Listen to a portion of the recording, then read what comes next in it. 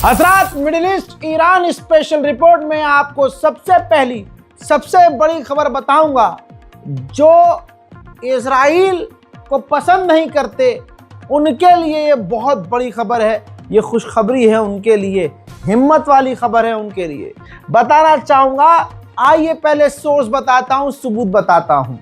New York times America का top अखबार, और अखबार में छपी है इंटेलिजेंस के द्वारा हासिल की गई रिपोर्ट। इस रिपोर्ट के अंदर, जो आपकी स्क्रीन पर लगा दी है मैंने, इस रिपोर्ट के अंदर न्यूयॉर्क टाइम्स ने बता दिया है कि इस बार ईरान जवाबी कार्रवाई करेगा। जब इजराइल पर, यानी जब इजराइल ईरान पर अटैक करेगा तो ईरान जो जवाबी कार्रवाई करते हुए पलटकर हमला करेगा, तो वो इस बार इजराइल पर बड़ा हमला करेगा।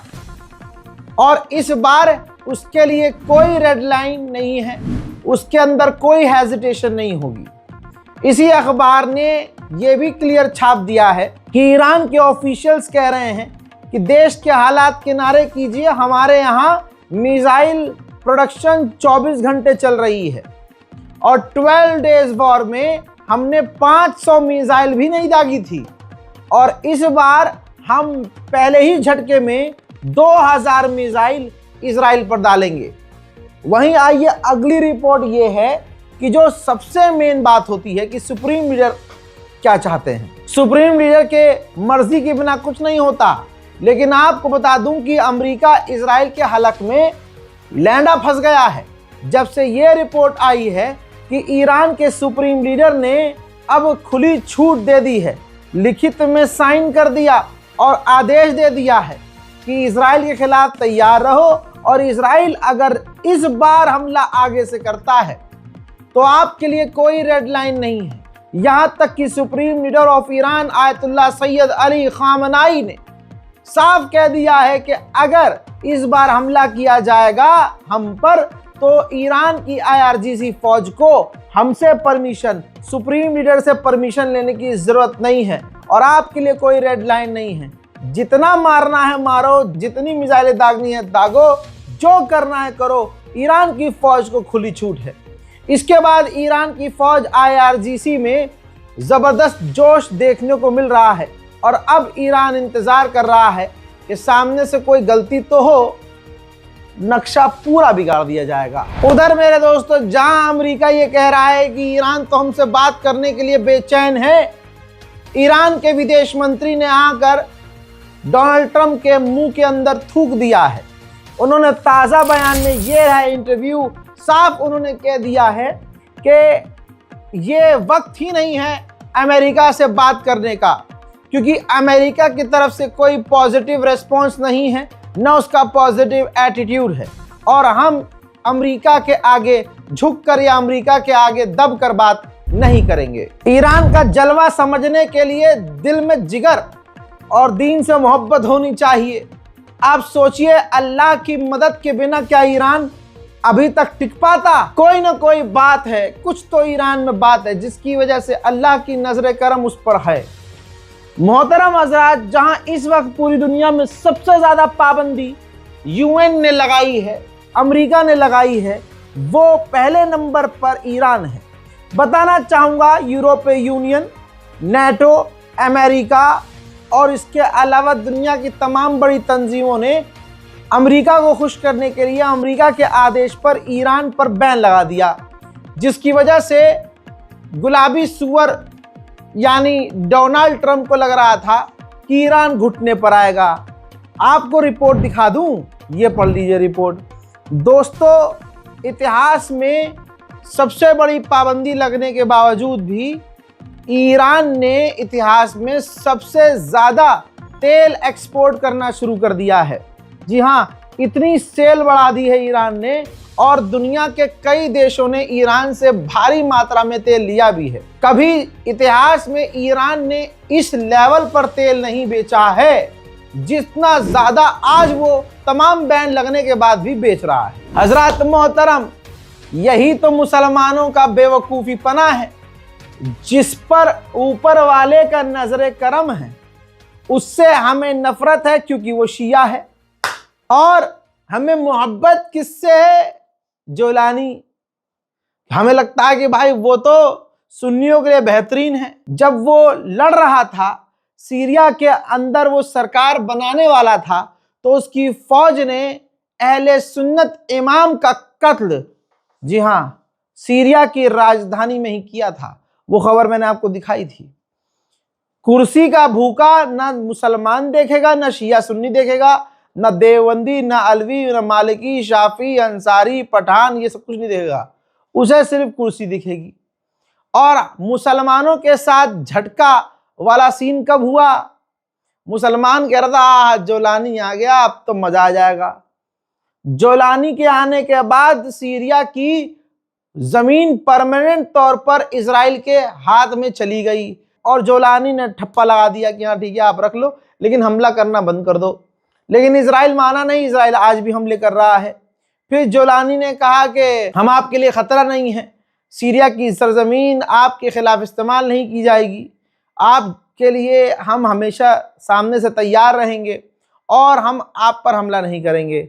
हर चीज़ कहने के बाद भी इजराइल जोलानी पर और जोलानी के चाहने वालों पर मुतता रहा। और आज जोलानी के होते हुए जोलानी सीरिया में है, लड़ नहीं रहा है, इजराइल से भिड़ नहीं रहा है, सवाल जवाब नहीं कर रहा है, और उधर इजराइल सीरिया में पूरी तरह से कंट्रोल हासिल कर रहा है और कई इलाकों में परमानेंट उसने पैर जमा लिए हैं। ऐसे में बार बार जोलानी आपका पसंदीदा मुसलमानों का, खासकर पाकिस्तान और भारत के मुसलमानों का पसंदीदा जोलानी पूरी तरह से अपने देश की भड़वागिरी करता हुआ नजर आ रहा है। इससे पहले वो पूल खेलता हुआ नजर आया, अब ये देखिए सीरिया के अंदर ही अमेरिका की फौज का, मिडिल ईस्ट का जो कमांडर है, उसके साथ फुटबॉल खेलता हुआ नजर आ रहा है। देश पर इजरायली कब्जा हो रहा है। सवायदा के इलाके में इजराइल के समर्थन में जो वहां के द्रूस कम्युनिटी है रैलियां निकाल रहे हैं। दूसरे इलाकों में एक दूसरे पर ग्रुप हमला कर रहे हैं। सीरिया में जगह जगह इजराइल चेक पॉइंट बना रहा है। सीरिया की राजधानी दमिश्क में अमेरिका अपना सबसे बड़ा बेस बनाने के लिए तैयार है। अमेरिका की फौज सीरिया के अंदर रोज उतर रही है और आपका पसंदीदा जोलानी हिजड़े का पेला वो फौज के साथ, अमेरिकी फौज के कमांडर के साथ फुटबॉल खेल रहा है। भैया सिर्फ इतना नहीं, जब तक आप ये वीडियो देख रहे होंगे तब तक जो सीरिया का राष्ट्रपति जोलानी है अमेरिका पहुंच चुका होगा। जो जो बातें मैंने कही हैं मैं सबूत के साथ बोलता हूं। ये देखिए प्रूफ यहां भी है। हर जगह ये खबर कल तक, परसों तक आ जाएगी कि सीरिया के और भी इलाकों में, अलग अलग इलाकों में इजराइल की फौज घुसपैठ कर रही है। वहीं इजराइल ने, नेतन्याहू ने वेस्ट बैंक में इजराइलियों के लिए 1.2 बिलियन शाकेल अप्रूव किया है कि आपके लिए, यानी यहूदियों के लिए वेस्ट बैंक में जो है कंस्ट्रक्शन किया जाए, मकान बनवाए जाए, अपार्टमेंट बनवाए जाए। दूसरी तरफ मोहम्मद बिन सलमान सऊदी अरब पहुंचने की तैयारी कर रहे हैं। उधर खबर ये आ रही है कि इसी मीटिंग में डोनाल्ड ट्रंप की कोशिश ये होगी कि मोहम्मद बिन सलमान को मना लिया जाए और इजराइल के साथ नॉर्मलाइजेशन करके सऊदी अरब को अब्राहम अकॉर्ड में शामिल कर लिया जाए। लेकिन अपनी पूंछ और इज्जत बचाने के लिए, मुसलमानों का जूता खाने से बचने के लिए सऊदी अरब मांग कर रहा है कि 2 स्टेट सॉल्यूशन नजर आना चाहिए। यानी 2 स्टेट सॉल्यूशन इजराइल करे या ना करे, फिलिस्तीन को मान्यता दे या ना दे, बस ये बोल दे कि हाँ हम आगे इस पर बात करेंगे। तो अगर खाली इतना बोल देगा कि हम आगे इस पर बात करेंगे 2 स्टेट सॉल्यूशन पर, हम तभी इजराइल के साथ नॉर्मलाइजेशन कर लेंगे।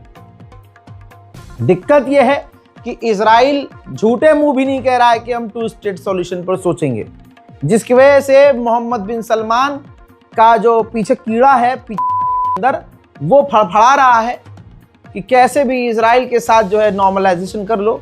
लेकिन वो कर नहीं पा रहे नॉर्मलाइजेशन, क्योंकि अगर ऐसा कर लिया, खुले खुले नंगे हो गए वो, तो दुनिया को दिख जाएगा कि हाँ वो जो रजा गराफी था, वो जो कहता था इस हरामी के बारे में, बिल्कुल सही कहता था।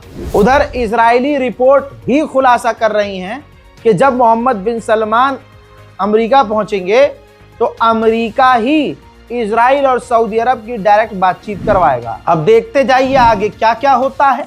Middle east Iran special report में फिलहाल के लिए इतना ही।